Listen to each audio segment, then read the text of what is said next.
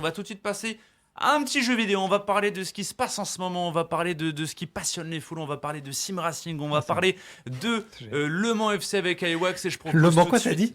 Le Mans FC, il Ah est. merde, pardon.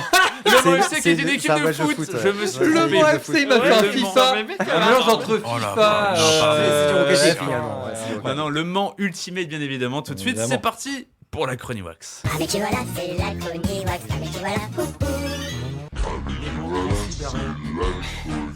wax. La Chroniwax avec mon cher iWax. Et c'est parti du coup pour le Mans Oui. Ultimate. Le Mans Ultimate, le jeu officiel du championnat du monde d'endurance qui est sorti la semaine dernière. Nous, fans de Sim Racing, en tout cas les fans de Sim Racing qui nous écoutent et qui étaient un petit peu orphelins, on va le dire, depuis ces dernières années, parce qu'on tournait un petit peu en rond quand même à Assetto Corsa, même s'il était excellent. La compétition qu'on a déjà parlé cette année. F1 également aussi qui commence à être un petit peu redondant depuis quelques années. Il était temps de renouveler un petit peu la page sur la sphère Sim Racing. Et du coup, Le Mans Ultimate qui devait bien évidemment sortir à la fin de ce mois-ci, sauf que l'éditeur est un petit peu empêtré, les amis. Je vous recontextualise un peu. À la base, on est sur un jeu déjà existant qui s'appelle Air Factor 2, qui était déjà une simulation assez pointue, qui a été racheté par ce même studio. Ce même studio est un petit peu dans la panade financièrement et a failli fermer. Du coup, le jeu a failli peut-être ne jamais voir le jour. Et finalement, il arrive depuis une semaine sur Steam à partir de 30 €, mais en early access. Encore une fois, ça fait le lien par rapport à ce qu'on a vu tout à Bien l'heure. sûr, bien sûr, bien sûr. Puisque du coup, ils sont un peu couverts. Je vais pas vous mentir, vous allez voir pourquoi. Early Access, du coup, on nous dit, bon voilà, du coup, le jeu, vous allez le payer que 30 €. Il devait être sorti avant le début du championnat d'endurance qui démarre dans la vraie vie la semaine prochaine au Qatar. Et du coup, on se retrouve avec ce jeu finalement en Early Access qui a une base extrêmement solide. À l'intérieur, encore une fois, vous allez pouvoir trouver beaucoup de voitures, les 3 disciplines officielles, l'Hypercar, les LMP2 et les GT pour les spécialistes.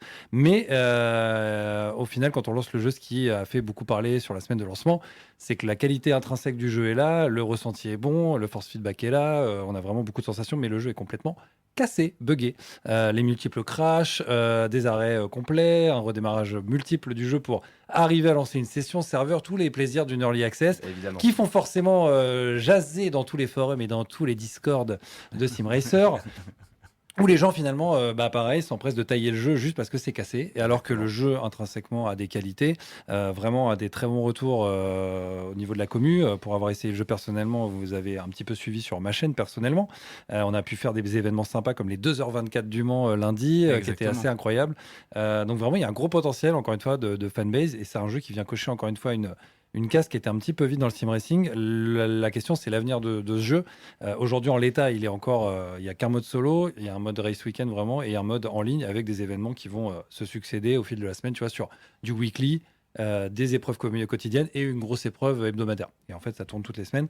Pour le moment, on en est là. Il y a encore beaucoup de features qui sont attendues. On ne peut pas encore faire d'équipage, ce qui est quand même la base en Oui, bien endurance. sûr, bien Faire sûr. des équipages, ce qu'on appelle du swap, c'est-à-dire vraiment changer de coéquipier pendant une course. On n'a pas encore de course très très longue, vraiment. On ne peut pas faire de 24 heures pour le moment, vraiment en Et tant ça, que c'est tel. prévu? C'est prévu. Ok. C'est prévu. En tout cas, c'est le roadmap qui est prévu pour le développeur. Le développeur, c'est 397 Games. C'est un petit 357, pardon. 357 Games, petit clin d'œil.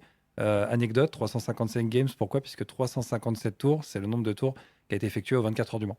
Incroyable. ils ont fait mais leur c'est rapprochement fou avec- cette anecdote. Voilà, Mais c'était c'est le- terrible. c'était la petite- Remarquable. C'était l'anecdote Peut-être gaming. Peut-être un tout petit peu too much. ta C'est vrai. réaction. Ah ouais. un peu trop sûr. Un peu Un trop. petit- un petit Ah, peu, je ouais. le ferai moi la Ouais, prochaine ouais. fois. Mais bon, en tous les cas, voilà, la roadmap, c'est quoi? C'est d'intégrer finalement toutes ces features, de continuer à développer le jeu. Le jeu, pour le moment, est plutôt bien supporté par la communauté. Les gros streamers Twitch sont plutôt dessus.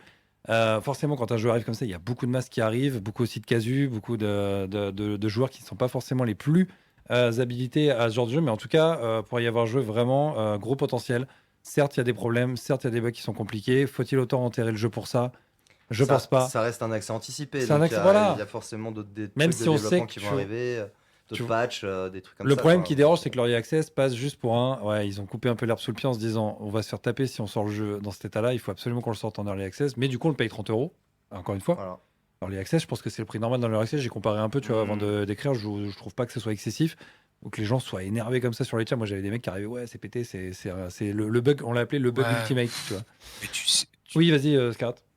ouais, mais tu sais, le problème, c'est que ça les dérange quand ça les dérange, quand ça les arrange.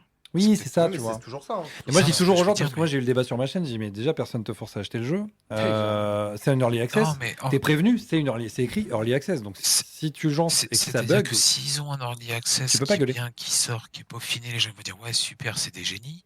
Ouais. Et puis bah, s'ils sortent un early access qui a des bugs, mais c'est un early access, ils vont dire c'est pas normal. C'est ça. Mais c'est un early et access. le problème, ouais. surtout, je vais vous expliquer aussi Et, pourquoi il fallait voilà. absolument que le jeu sorte. Si le jeu ne sortait pas, le studio, il fermait. Et le jeu, on l'aurait peut-être jamais vu. Aïe. Donc Non. aujourd'hui, là, le jeu, il sort, forcément, ça re-enfloue un petit peu les caisses, parce que les gens ont acheté comme Ça moi, leur comme permet de la faire commu. beaucoup de choses, hein. Et le but, c'est d'être porté aussi Ouais. par des streamers sim racing et de continuer à développer le jeu sur 6 mois. Il y a une roadmap. En vrai, ils sont très actifs. Ils ont un Discord officiel.